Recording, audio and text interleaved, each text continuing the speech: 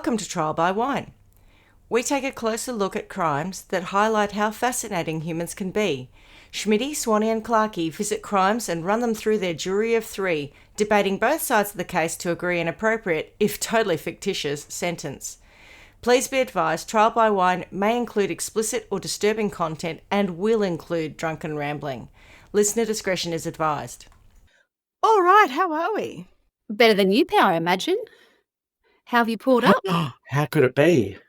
I'm not too bad. I was very stiff today. I think there's a bit too much dancing done on Saturday night. Schmitty had There her significant birthday party on Saturday night, Oh, and I have only seen a few of the Yes. photos, but it looks like there was some carnage, was there? yeah, there A was. late night, a big, fast, early night. What sort of night was it? I got to bed at 3 did it play out? a.m. But, it was good. I was a Vita Peron. I would have to say my best wig ever, in my opinion. Oh. What did you think, Clarky, of It my was a wig? good week. I did like it. Mm. Yes, it was Took impressive. 3 goes for me to get that right, and it still wasn't quite tight enough because I think Vita I'm had a very biased. severe. I think I preferred your Indian call centre wig when you had your Oh. party in Frome. Oh, that was pretty good. That was just a long. You're allowed to say that. I did have Are a we allowed party. to say that now that I've said that? Times It have wasn't, changed. Are we in allowed to say fact, that? it wasn't an Indian call centre party. It was a Bollywood themed party. That's And right. in those days, we were less concerned about cultural appropriation, but that was a cracker of a party. That was so good. And Everyone got remember, it. like Avril doing something on a keyboard. Yes, out we the had the back. keyboard Yes. out on the patio, and we were jamming. Yep. And then we had all the girls standing around the bar downstairs talking about their time in the Indian call centre, of which none of us have actually done, which was amusing. This was, just to put it in cultural context for everyone, this was what, 2002 maybe? No, I bought the house in 2004, so maybe 2005. Probably, yeah. Anyway, we It had was- all worked with lots of call centres at that point in time, and we were And not we in were and when we say celebrating the work, we culture. really mean work with call centre or working Yeah. in call centres precisely. Yes, like really firsthand. And it was very much a So- celebration of culture. It wasn't derogatory in any way. But it was very, No, yeah. as I said, your costume was phenomenal. It's my favourite still. I had people Yeah, walk in. it was really There's still one beautiful. person who didn't know who even you know who were. I was. Yeah, I know. Because I've got blonde hair and I had a black wig That's why it was my Um, favourite. It was yeah, stunning, and yeah. all of it. We all had and the a bindis fabulous on. sari. Yeah. Yep. Oh, it was beautiful. It was such a good theme because it was so colourful and That beautiful. was the early days, well, not even necessarily early days, but certainly for me and my exposure to anything that was sort of like eBay.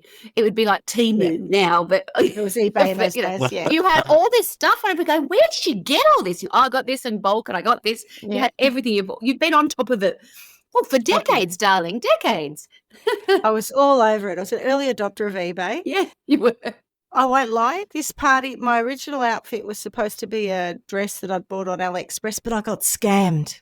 So it never showed up. So about a week before the What? party, I thought, oh no, I haven't got an outfit.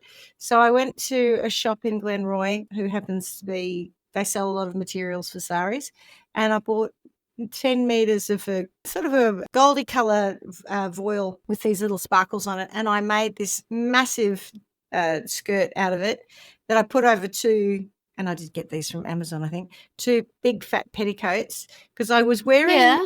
it was an homage to Evita Peron's Dior dress that she wore on her Oh. rainbow tour in Europe. And that's what it was, yeah.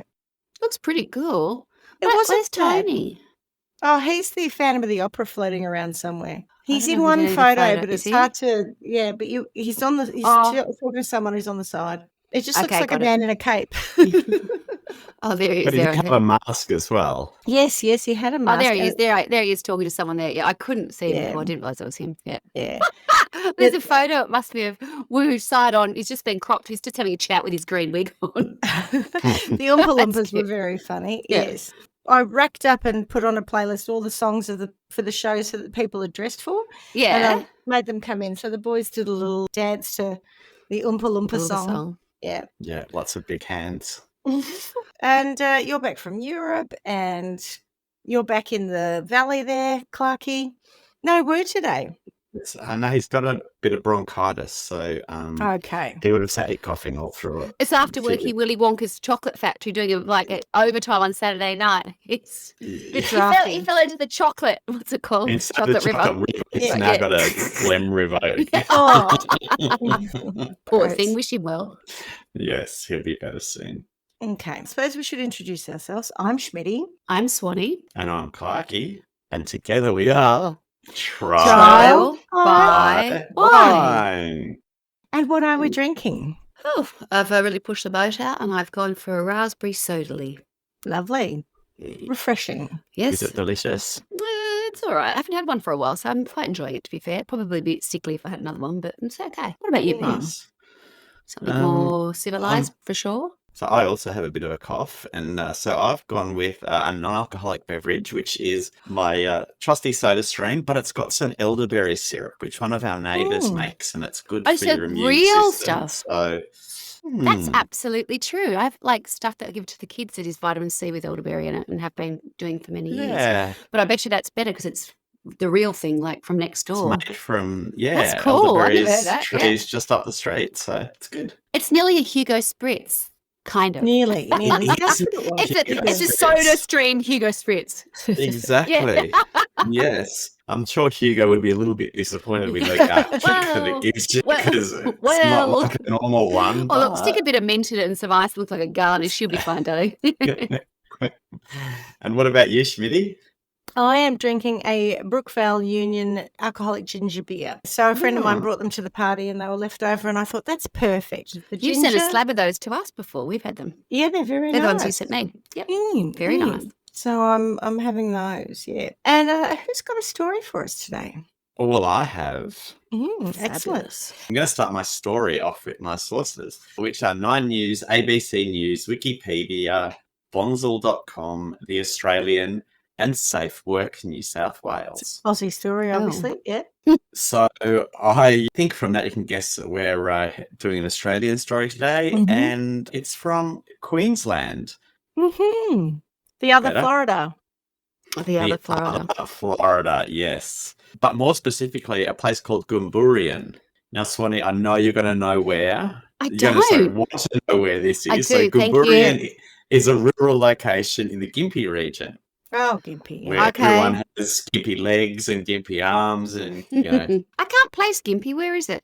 It's kind of south of Harvey Bay from what I could gather. I did a bit of a quick Google just to try to get my geography up to your standard so I could answer some of the questions. Whilst I'm sure you're Googling madly to find out exactly where it is, which I is am. okay too.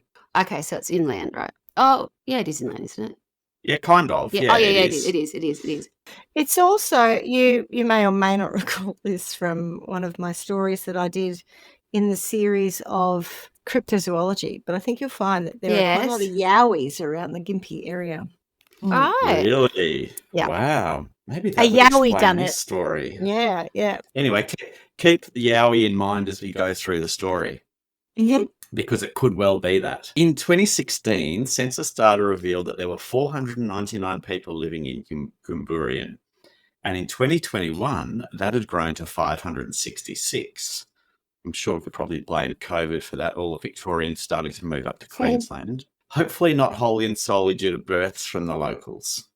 That growth. Now, I couldn't find a lot more about Goomboorian. However, Wikipedia says that Goomboorian Provisional School opened in the 3rd of February 1902. On the 1st of January, it became Goomboorian State School and it closed in 1967. TripAdvisor, on the other hand, lists the top things to do in Goomboorian as Gympie National Park, coming in at number 1. Number 2, Goomboorian National Park, and there is no number 3. So I'm not sure that... It's not a very big list. But if you like national parks, sounds like a good spot. However, there is a war memorial hall in Goomboorian as well as a play-along activity centre. Cool. Now, Bonzel.com says there's also a service station. I've never heard of Bonzel.com. What am Me I missing? neither. Oh, right. I I didn't know. I thought know. I might have been missing something there. Yeah, no, I wouldn't say that you are, but No. that's what it says. So Bonzel also says that in terms of people aged 15 years or more living in Goomboorian, 55% are married. I'm hoping they're not 15. 9% are divorced. 3% are separated. 6% are widowed. And 27% have never married. So that is a brief rundown of Goomboorian. And now let's get on to the story. And you're probably wondering about all those percentages of marriages and stuff, but, keep that in mind too. So let's head back to the night of the 12th of November 2017. Emergency services receive a call just before 8 p.m. reporting a terrible accident. A man had fallen into a wood chipper at a property on Tanana Road. Straight in out the books. Yeah. Whoops. Oh, God. Yeah. Awful. Now, I'm no Einstein, and I've kind of thought, fell into a wood chipper. Whoops. Like, is that even a thing? I did a bit of research. Yeah. A bit of Googling, and you would recall that one of my references to Safe Work New South Wales. Yes, it was.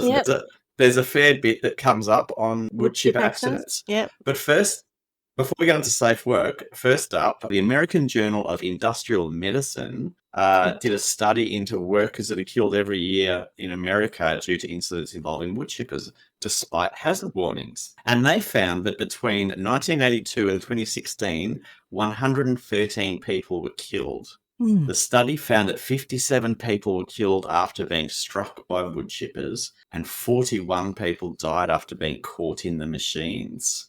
So that's nearly one a year. Like, that's gruesome. So I'm going to say nearly one a year. It's more than one a year, but only just. Study also noted that fully automatic feed wheel stop devices are needed to prevent incidents where people become trapped in wood chippers. Safe Work New South Wales provides a list of the potential hazards of operating wood chippers. The list outlines some of the common wood chipper hazards and risks that can cause fatal or serious injuries to wood chipper operators. Being drawn into the machine. Because it pulls you in, doesn't it? Like once it's got you, it'll pull you in. Yeah. Coming into contact with the blades, becoming entangled in the branches or attached ropes and being drawn into the wood chipper. So if you forget to let go of the branch or if it catches your sleeve, because they pull the branch in, they'll pull you in with it. Yeah. Being struck by ejected materials.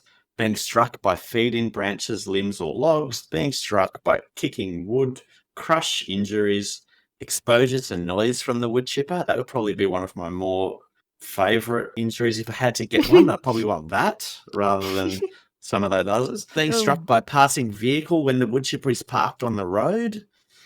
Oof. And manual handling injuries. So safe to say, there really is nothing safe about working with wood chippers. No. Right, so back to the story. So the call comes in, emergency services get straight onto the reported incident, and when the crews arrive 30 minutes later, they are confronted with a gruesome scene. Oh, God. I don't know if I listen to this. Shall I take my... You can take your headphones off now or at any point during the rest of the sentences. I'm just going to take them off, right? Go. So blood and human remains are scattered for 15 metres around the chute of a wood chipper, and a pair of legs protrudes from the blades. Oh, God. Detectives also find a pool of blood approximately 2.5 metres from the machine. Right, so I think that's the gory bit done, Swanee, if you want to come back. Right. Pool of blood, though, 2.5 metres away. Is that because it sort of threw the blood out as it worked? We'll get to it. We'll get to that. Yeah, but it does seem odd, doesn't it? Or someone struck you on the head and you bled put you there, in. and then they put you in. Yeah. So first responders... you're no Einstein and I'm no forensic scientist. But I have done a few podcasts and I smell a rat. Yeah. First responders are met by two distressed men, Peter Koenig and Gregory Rosa, who state that their friend Bruce Saunders had accidentally fallen into the wood chipper and that he'd been careless and casual around the machine all day. Oh, God. So the story, now that I know about all of the hazards around working with wood chippers... Swanee's pretending to be careless and casual. You're so laissez-faire. Oh, don't mind me. You know, I'm just so casual around the wood chipper. Leaning on it. Oh, don't mind me. Put your hair in it. Yeah, that'll be it. Oh, God. I don't know about you guys, but I'm always terrified. Like, I'm so...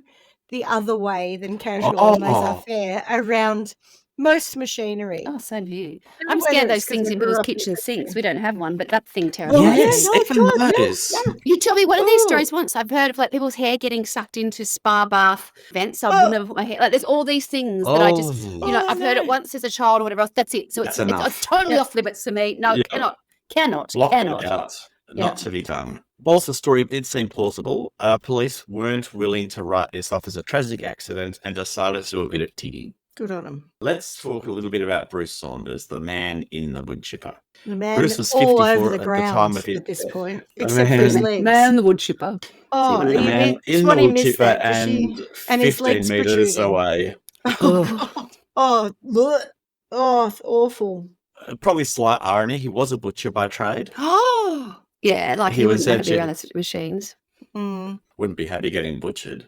No, I know, that's for He was sure. a generous and caring man who wore his heart on his sleeve and was loved by everyone. So after his first wife died and a second marriage failed, friends said Mr. Saunders was desperate for love. Oh. He had recently met a woman named Sharon Graham on an online dating site and believed he'd found his new life partner. Mm. He'd even bought her an engagement ring. Oh. It's been said that How he would have long? done anything Like from the just time you met her recently. so that was all moving fast then. Oh, from yeah, his not marriage. long. It was, I think it was less than a year. So it was said that he bought her an engagement ring and it was said that he would have done anything for her. However, they separated. Yeah. When Oh. police looked into his finances, they discovered that he had a life insurance policy that was worth $500,000. There we go. And shortly before his death, he had upped it to $750,000 Mm. and had listed Graham as the sole beneficiary, excluding his Ooh. son from the will. Little dick. From the whole will, not just the life insurance. Uh-huh. Oh. He also recently had purchased a house and had an $80,000 death benefit in his superannuation. They also found out that Bruce and Sharon had separated but were living in separate bedrooms in the same house. Mm-hmm. So they started looking into both Peter and Greg, the two men on site when the accident happened. Firstly, Peter Koenig. Peter was a truck driver who was an acquaintance of Bruce's. The two met through Bruce's girlfriend, Sharon. Sharon and Peter had met when they both lived in South Australia. At that time, she was the girlfriend of Peter's boss, Barry Collins. When they moved to Queensland, Koenig decided to follow. Mm. Koenig had been described as someone who followed Sharon Graham around. Mm. Oh. That sounds a bit creepy, doesn't it? He moved with Graham to multiple locations in Queensland, and when they weren't living together, visited and stayed with her on a weekly or fortnightly basis. Oh, what for? Friends with benefits or just friends? They had a tortured friendship, apparently, which was occasionally intimate and sexual. Yeah. Koenig admitted to taking naked pictures of Graham and photographing her performing sex acts on him. So Mm. that's Peter. Just friends then, okay. So Greg Rosa met. Don't imagine what Greg's got happening. Greg Rosa was also an acquaintance of Sharon Graham, and the two had met in mid-2017. Also a truck driver who worked for Barry Collins, he met Graham through an online dating website. He was described by Mr. Fuller. Sorry, Mr. Fuller is basically a lawyer, Right. which will come out later. He was described by Mr. Fuller as aggressive, didn't have a lot of money, and wasn't stable. He lived in a caravan park when he met Graham and started their relationship in mid-2017 while Graham was still living with Mr. Saunders. The court also heard that Bruce Saunders' friends had recalled he knew there was another man on the scene named Greg Rosa, but was introduced to him as Roger, so he would not suspect he was the Greg who was in the relationship with Sharon. So when they're all doing this work together, he knows Greg as Roger. Right. So police had discovered that the three men on site that day had all been in a relationship with Sharon Graham at various times. Shazza. So who is Sharon Graham? She's got a bit of magic pee. Mm. Potentially. Would take for that to come out. She's not a I union know. boss, not the same one. No. Sharon was approximately 56 at the time of Bruce's death, and she was described as the woman who bound all three men together. Oh, wow. Mm. Mr. Fuller again described the situation as three men who were apparently so devoted to her and would seemingly do anything for her continued affection. Mm. And Swanee, to your point earlier, guess who's back? Back again. MP's back. Tell a friend. Guess who's back? Guess who's back? Oh, God. It's been a while, actually. I don't feel like we've had one in a while, but here she is. Yeah, you can see Yeah. why you just said it. Sharon didn't have a job. She did. Yes, she did.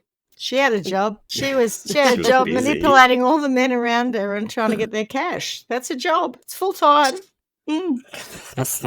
But obviously she was very lucky that her ex-partner Bruce Saunders had decided to leave his estate to her, securing her financial future should he pass away. I'm still unconvinced that he decided that, but all right. Maybe if he was terribly enamoured by her, perhaps. Sharon was actually in a very awkward position where she had a choice. She had to make a choice between two men and their two very different lifestyles. That is, she had to choose between Swanee's hard-thinking face. What to do? What to do? to do. Do I stay with Mr. Saunders, who's got good money, good job, maybe a bit boring, or do I go off with Greg or Roger? Rosa. Rosa. Yeah, Roger. Yeah, but they call him Roger as well. Yeah, Greg or Yeah. Roger. Do I go with Roger Rosa? Rosa. Yeah. Who is he living in a caravan, did you say? A man who struggled to make ends meet, who lived in a caravan park, Yes. and whose relationship with her was tumultuous. Well, it's the drama. It's the drama. It's exciting. So the plot thickened for the cops, and they decided it was time to start tapping some phones. Oh, okay. Oh, well, this is. I'm looking forward to this. Oh, Greg, I didn't tell you to do that. So, as I said, and Schmitty, you were all over this. Investigators found a pool of blood on the feeder tray of the wood chipper and drag marks in the dirt. What Forensic idiots. scientists determined that the blood pool proved Mr. Saunders' body was stationary for a period of time, which was not consistent with someone being suddenly and unexpectedly dragged through the machine.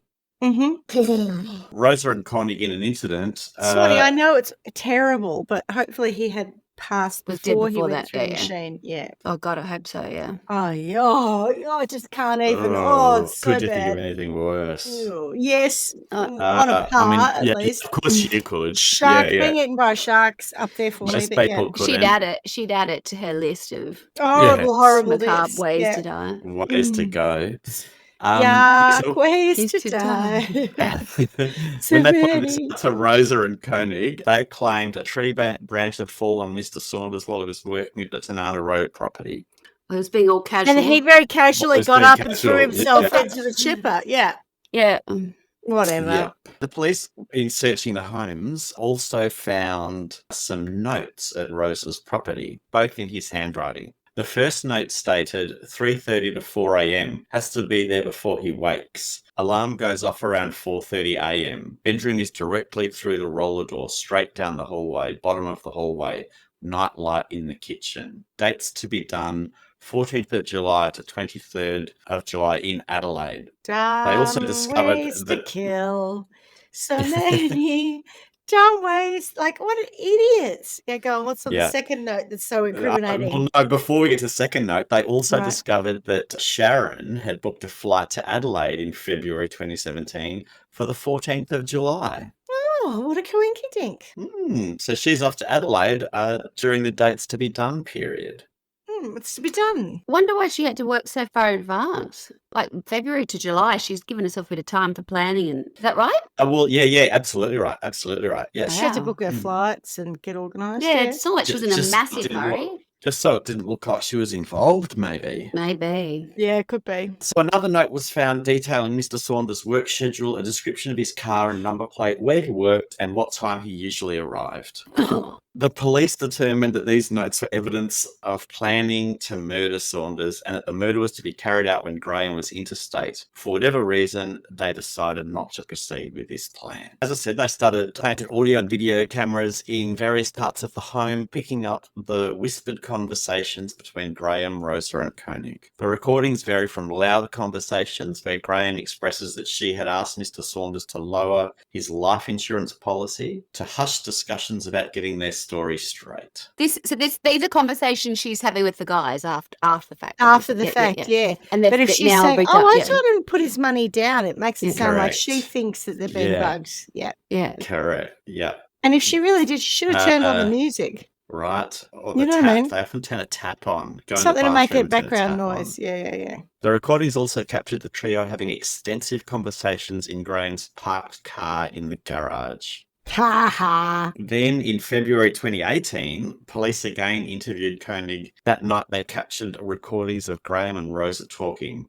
Graham can be heard telling Rosa that Koenig texted her and said, "I'm home and not fucking happy with someone. Someone's a liar." "Oh, babe, I hope you haven't gone against him," Graham says. Rosa replies, "I have not. And I haven't fucking gone against anything. I told him exactly what I fucking said." Were these text messages, did you say? No, this is the conversation. Oh, okay. Because it's a lot to type out fucking all that many times. Yeah. Koenig had texted Sharon, Right. and then they're talking about the text. Okay. Graham says, "Be careful that they're not trying to come between you. They told Peter you said blah, blah, blah, and Peter's gone, that ain't fucking true. So something's now happened. Now, oh my God, see, that's what we didn't want. Your story and his story not telling the same." Oh, no. That won't work. Rosa continues to stress that he hadn't said the wrong thing. "Oh, I hope you haven't," Sharon says. Or you'll end up in the chipper.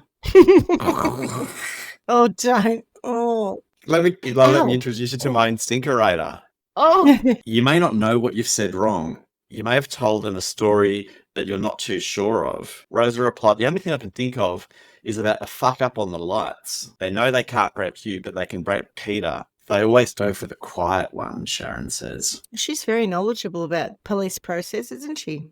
Mm. I think she's very knowledgeable about scheming and conniving. Oh, conniving, I like it. And manipulation, maybe. In earlier interviews, police had questioned the two men about their collection of what happened on the night, and they had varying collections about what kind of lighting they used Recollection, when they surely. walked up the driveway. What did I say? Collections. They have various collections. Varying recollections is exactly what it says. After all of this, Rosa, Graham and Koenig were arrested and charged with Bruce Saunders' murder in mid-2018. Good. And Graham was right. They did break Peter. oh. But he kept silence about the murder for nearly 5 years before finally coming clean to police in 2022. No, it's conscience. What? Control, isn't it? Yep. So But he where found God. had Sandra been the whole time? Just living a life. Sharon. Sharon. Sandra.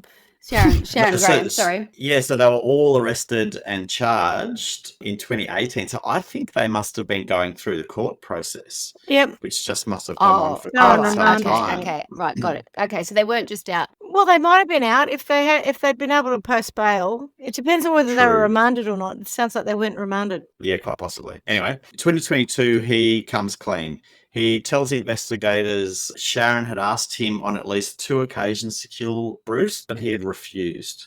Far out. However, he confessed to helping Rosa dispose of the body in the wood chipper. Ugh. Koenig was released on bail after agreeing to testify in both Rosa and Graham's trial. He pleaded guilty to being accessory after the fact to murder and received a suspended sentence. Now, Rosa's trial, Rosa pleaded not guilty to Bruce's murder, but after a month-long trial, a jury found him guilty. He told investigators Graham had asked him on at least 2 occasions to kill Mr. Saunders, but he had refused. No, I will not. Yeah, we'll not. No, We'll not. no, and don't ask me again, please. So he No. said that Sharon had I plotted won't. months to kill Saunders, asking him to carry out up to 3 different murder plans, at one stage borrowing Koenig's handgun. But, Swanee, he refused. No, No. thank you. No, thank you. Thank you very much, but no. She eventually hatched an idea to make it look like an accident with a chipper, this time roping in both Koenig and Rosa, the court heard. Rosa admitted Graham had procured him and that he lied about the death being an accident, even telling police that he tried to save Saunders, who he claimed was reckless around the chipper. Rosa moved into Saunders' bedroom with Graham the night after his murder. So he being Greg, had pointed the finger at Peter, who he claimed had mafia connections and once boasted of pushing a man into a meat grinder. That's a big bloody Saunders grinder. was killed. There was no evidence of that, I don't think. But anyway, Saunders was killed after becoming embroiled in a love quadrangle, the court heard. Graham was living with Saunders, albeit in separate bedrooms, and was in a relationship with Rosa. Rosa also said that he told the jury if he did not help Peter, he would end up like Bruce. After a month-long trial, he was in fact sentenced to life in prison for murder. Now, Sharon was the last of the 3 to be brought to justice. Of course, she pleaded not guilty to murder and claimed she genuinely thought her ex-partner's death was an accident. She denied counselling Rosa to kill him. At the trial, her friend Kim Simpson told Brisbane Supreme Court Graham had split with Mr. Saunders but moved back into his Nambour home, living in separate bedrooms. She said Graham had called her crying hysterically and telling her one of the guys had fallen into the wood chipper. A week or two later, Graham asked Miss Simpson to write a letter to her lawyer after earlier mentioning that Mr. Saunders had left everything to her. She asked me if I could write a letter to her lawyer saying that her and Bruce were in a relationship at the time of his death because of the insurance. I asked if she wrote the letter. Miss Simpson said no, because it wasn't true. Good on you, Kim. Hey, Kimmy. I wasn't expecting that. I thought she would have been scared of Sharon. Wow. Yeah, well, she's immune to MP, so she wasn't bothered. So you know the Jedi mind tricks that they use in Star Wars to make people say things, and then every now and then there's someone who's immune to them.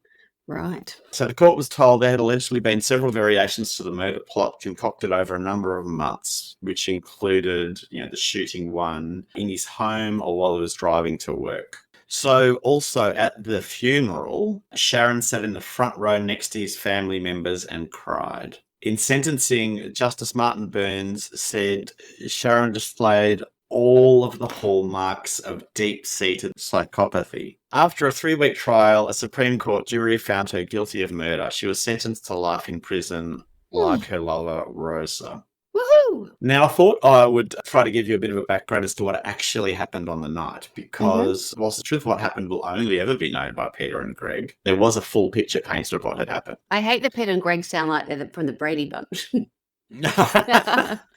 And Sharon wasn't Marsha. No, Marsha. Peter and Greg. It's like Peter and Greg. What did they do?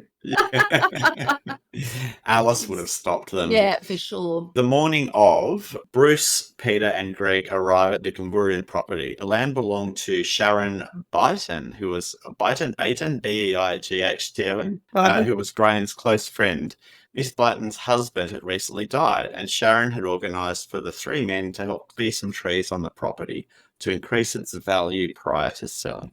Was it Sharon's idea, perhaps, that they could do that? It was, yeah. She was very happy to offer the labour. Yes, I bet. Oh, you know what would be a good idea, love, is if you just got rid of some of the trees around here. Actually, I know someone who can probably help you out with that. Leave it with me. Give me a sec. So on November the 5th, during the second weekend of clearing, Peter overheard Sharon asking Greg why Bruce hadn't been killed.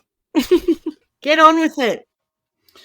He replied there were too many people around and the machine was playing up as mechanical errors, isn't it? She responded with, just got to be done. She sounds like a mum. Sounds like something I'd say. Yeah. Just got to be done. I don't want to hear about it again. Just have it done. Next time I speak to you, I want to hear that it's been done. Exactly right. No more excuses. So on the 12th of November, which is the day, it was the third weekend in a row the trio had gone out to the property. They hired a truck, chainsaws, tools, and an industrial-sized wood chipper, which Bruce had paid for. Oh, imagine having to clean that. Oh, he'd paid for it. Poor Bruce, He paid for it. As it began to get dark, after a day of heavy labour, because they don't do it early on, they need to get maximum labour value, the group turned off the wood chipper and started to walk up the driveway towards Miss Byton's home, where she was asleep inside. Sometime after 6:59 p.m... It's very specific. Things took a sinister turn. Peter recalled that he was leading the group when he felt Mr. Saunders fall forward and brush his arm. I looked around and he was laying on the ground, he said at the trial. Greg was standing over him with the steel bar. The bar had been used earlier in the day to push vegetation debris further into the wood chipper. He clubbed him on the head and then again and again. Oh, yeah. And of course, Peter turns around and goes, "What the fuck have you done?" Or something similar to that. Sure. Words along those lines, yes. He couldn't be Pacific. Greg said, "I've killed him. He's dead." So the pair took him back to the wood chipper, and Koenig, of course, had to help because Greg had a bad back, so he couldn't do it by himself. They turned it on and placed Bruce in the machine's feeder tray. Peter found a stick and used the stick to put his arm into the rollers to take him in. Oh, it's revolting. So the machine just started taking him in, and then Peter hit the stop button on the side of the machine because leaving his leg sticking out would make it look more like an accident. I mean, would it? I don't really know. It probably would if you have to get to turn the machine off if you were there, right? You weren't going to let the whole thing go through. If something happens, you'd panic and get the machine turned off as quickly as possible. It almost seems more plausible to say we weren't near him. By Yeah. the time we got back here, he'd gone through. I don't know. Depends what your story is, I guess. I'm guessing you had to let his head go through, though, so that there wouldn't be sign of Yeah. No. blunt force trauma. Blunt force trauma. I mean, the blood a bit away, though, is a bit of a problem, isn't it? Well, I mean, honestly, they're a bit foolish about all this, but yeah. Schmitty smells amateurs when she hears this. She's like, I don't know. Yeah. I wouldn't have Amateurs. thought about that. She's sort of got her arms crossed going, get to the point. These Bunch of guys are amateurs. And Yeah. that's why they get caught. Yeah. That's why I'm still free. Justice Martin Burns, who was the one overseeing it, when he handed down the life sentence to Sharon, he told the court that Bruce was a good man who was kind and generous to a fatal fault. He had something of a relationship with a woman who decided that he had to be killed. Justice Burns told the court it was clear that Bruce was in the clutch of a rare brand of evil. Is there like a dark magic pussy? What's the, In our evil? experience, a lot of them are. That's the thing. Most of them are. There's one. Well, You're a we've black had magic pussy. We've had no Black cause to meet magic pussy. white magic. That would No. be a different Yeah. podcast. Correct. A very different True. podcast. So, with the fact that it was a rare brand, I submit to you, Justice Burns, it's not as rare as you may think it That's is. correct. Yeah. Yeah. So he then goes on to say, has no doubt she was the mastermind, and he said that Greg's treatment of Bruce was beyond the imagination of any decent human being, and his actions had caused immeasurable and ongoing grief to his family. But you were not a decent human being. Far from it, he said. You were prepared to snuff out the life of another human being, and based on such a flimsy connection, and this makes you a particularly dangerous individual. Yeah. She really is, actually. Yes.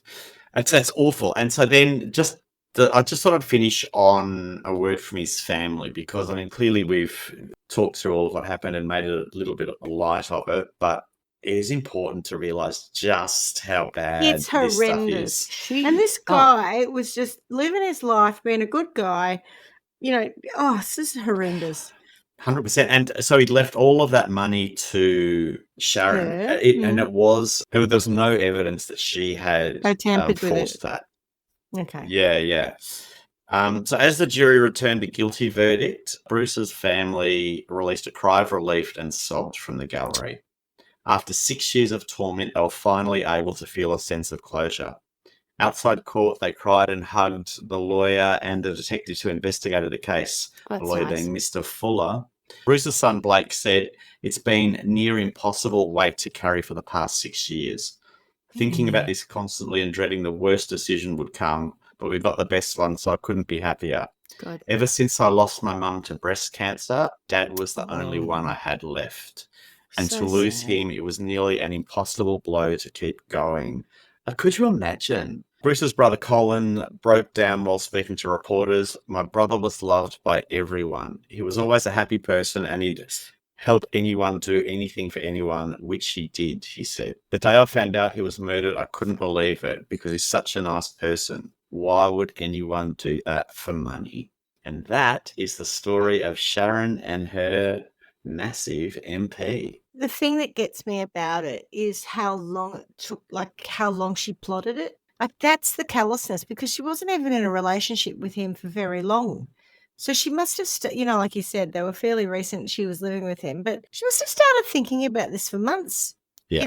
Months and months in advance of his death. It's just, it's extraordinary. And it's, if she did go around saying you better do it or you'll end up like him, or, get on with it. Come on, stop mucking around. It needs to be done.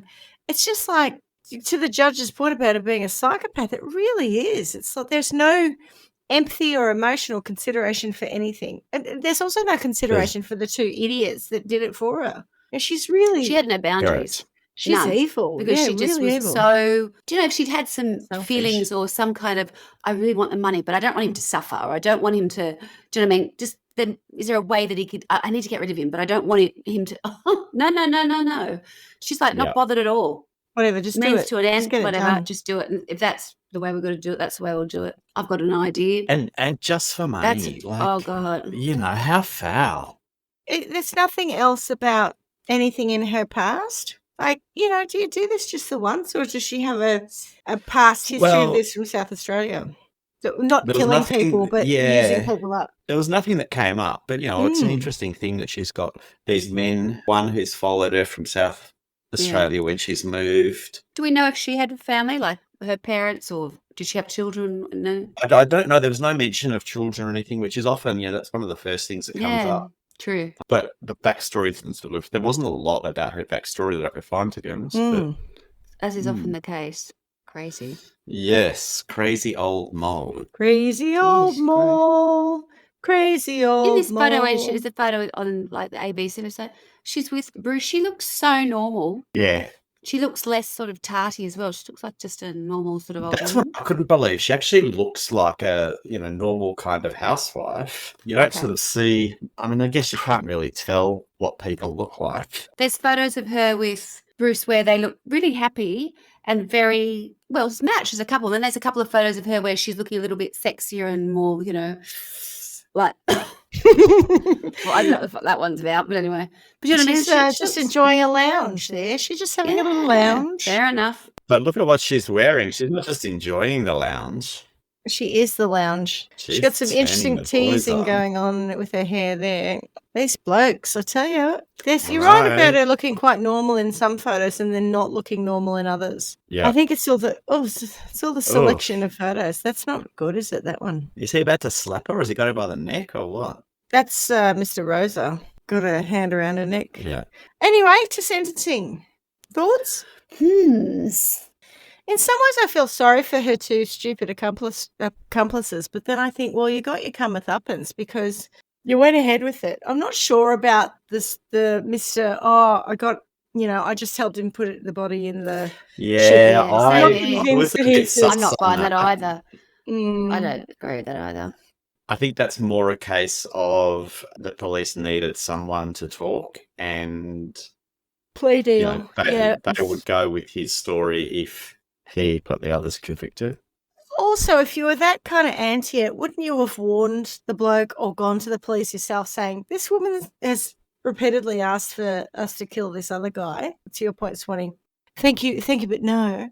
I don't think I'll do that. But also, you've got enough of a conscience. I thought to go to the police and say, tell you what, I think she's thinking about knocking him off. She's literally asked me to kill him. Yeah. More than once. Other than this podcast, how often does killing people come up in general conversation? Like, it is rare. Drink through my nose. If we were at anyone's house and we're talking about, get a gun and shoot him on the way to work or something, you straight away go, I'm out of here. Yeah, I'm out of here, and maybe I should report that to someone because it doesn't sound right. Yeah, because, you all think, well, I'd hate to be the person that heard that, did nothing, and then heard on the radio that someone's gone on a rampage, and it turns out to be the person who basically signaled to you that they were going to do that. So I don't know. I think you're right. I think that's some kind of plea deal. The chip is obviously an excellent way of punishing someone, not murdering an innocent person, but perhaps punishing a guilty one. It just doesn't feel right. No, it's not. I know what you mean. Like it's a gratuitous punishment, and it was a gratuitous way of getting rid of evidence, which is, I'm hoping, what really happened. Because forensically... 100% hoping he was already dead before... Well, it depends on how much blood was on the ground from where they put his body. Because the reality is, if you're bleeding a lot, then you're probably still alive because your heart's still pumping. Yeah, he may have been unconscious. Well, yeah, I reckon he probably was out of it. I've got a punishment. Off she goes. I think I have. I think what I'd like to see happen to Sharon is I'd like Sharon to live a long life. I'd like her to live a long life in prison. And I want her to have a really fucking awful time there. I want people to be totally against her. I want the people who are the nastiest people in the prison system to target her. I want her to feel what it feels like to have other people make decisions that affect your life that you can't seem to overcome no matter what you do. So she's got no control in the situation, and it never gets any better for her. She is branded, labelled as what people know exactly what she's done, and no one's there is there to forgive her. Everyone is there to just remind her of that constantly so that she can never escape from what she's done. And if her conscience ever should kick in, which I doubt it would anyway, there'd be some solace in that. But it's more I want her to feel when she has no power, which she's clearly used over men in her life and, situations where she wanted money or whatever else. She's got nothing to offer anybody. So she's just suffering for a very long time. Yes, I like her. I like the idea of her suffering a lot. Just suffering and not put her in a wood chipper or whatever else because, once done, right? But really having to feel something, really make her feel it. I wanted to, that's probably, I guess, a personality like her. She probably won't, but I can only imagine it over a long period of time, always feeling that people are after you, always feeling that you've got no way of redemption or way of improving your relationship with people because everybody knows what you did and nothing's going to change. That's just going to stay like that for the rest of your very long life in prison. Yeah, nice. Yeah. Schmitty, Clarky, anyone? My issue with Sharon is, and we've discussed this a couple of times in other episodes, she's sitting there. I mean, she's not even paying hitmen, right? She's just demanding that these people carry out her dirty work for her. And even when they're not doing it or they're not comfortable, just do it. Why is it taking so long? Hurry up and do it. Like, why don't you do it? If it's that important to you, why don't you freaking have the balls to do it yourself? Not that I agree with the killing anyway, but that way of going about it, it's so, do your own dirty work, you dirty mole. So maybe she should just spend the rest of her life doing the dirty work and not necessarily killing people, but I think, the toilets and the washing up and the scrubbing of the floors with a toothbrush. There'd be lots of horrible jobs in prison, things related to, I don't know, kitchens and sewerage. Yeah, there'd have to be. The laundry. I mean, laundry, if there's people doing meth in the prisons, the laundry must be pretty messed up. Oh, there'd be a lot of that, wouldn't there? If there's one thing we've learnt about methamphetamines, it makes you shit yourself. Yeah. Who's learnt that? You guys learnt this in the crime that you did? We've done. Oh, no. The Betty Crocker incident? Loads of stories. Oh, yeah. That was my story, I think. The stapler in the toilet. I did one from Florida where a guy was on meth on the house, remember? He was on the roof and then he came in and then he pooed in their house. Yes. For no good reason. She could look after meth pants. Yeah. And washing of meth pants. Oh, I like it. Maybe that particular prison can take in used nappies, obviously not disposables, but people who have a service where because they feel like they want to save the environment, so they have the terry toweling ones, and she has to wash dirty nappies for the rest of her life. Wash dirty nappies without gloves. Yeah. All right. What about you, Schmitty? Oh, look, I'm struggling a bit. I'm quite happy to go along the same themes that you guys have around just kind of a bit of social isolation, no one ever listening to her again, so she can't manipulate anyone.